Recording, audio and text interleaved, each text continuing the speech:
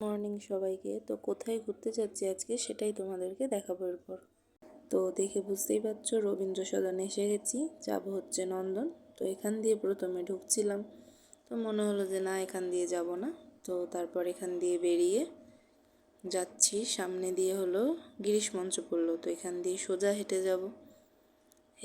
ও আর হ্যাঁ, তোমাদের তো বলাই হয়নি শুভ নববর্ষ। তো সেই কারণেই এসেছি আজকে নন্দনে সিনেমা দেখতে যাব বলে। নববর্ষটা এইভাবেই কাটাবো। তো আশেপাশেটা দেখালাম তোমাদেরকে। তো আজকে নববর্ষের কারণে নন্দনের ভেতরে একটা অনুষ্ঠান হচ্ছিল, জানি না কিসের অনুষ্ঠান, কিন্তু দেখতে হবে কিসের অনুষ্ঠান।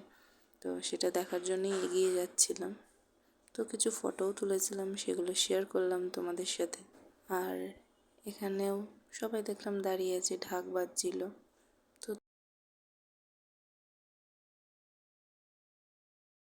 তো তারপর ঢুকে যাচ্ছি এখানে হলো নন্দনের ভেতরে সিনেমা দেখতে যাওয়ার জন্য। তো এখানে সবাই লাইন দিয়ে ঢুকছিল সিনেমা হলে যাওয়ার জন্য। তো এখানে বেশ সাজিয়েছে, সেটাই তোমাদেরকে দেখাচ্ছিলাম। সামনে একটা মা দুর্গার মূর্তিও রাখা আছে, বেশ ভালো। তো এখান দিয়ে লাইন দিয়ে যেতে যেতে তারপর আমাদের সিঁড়ি দিয়ে উঠতে হবে। ওঠার পর বেশ এখানেও কিছু ফটোস দিয়ে সাজানো আছে, সেটাই দেখালাম তোমাদেরকে। তো এরপরে চলে যাব আমরা সিনেমা হলের ভেতর।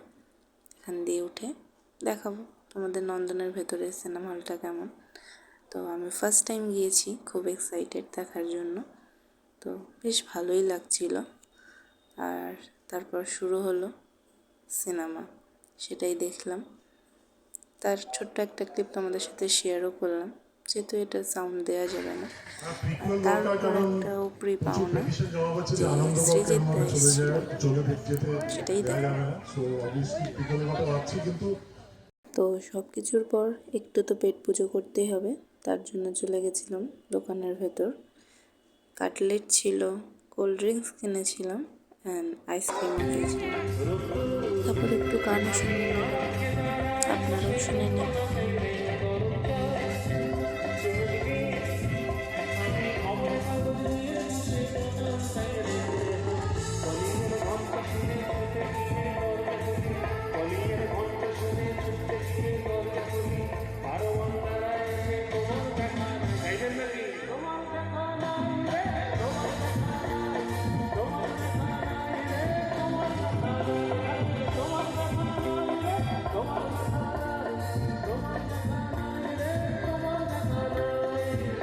তো সব শেষে খেয়ে নিয়েছিলাম চিকেন পকোড়া আর বিরিয়ানি। তো আজকের ভিডিওটা এখানেই শেষ।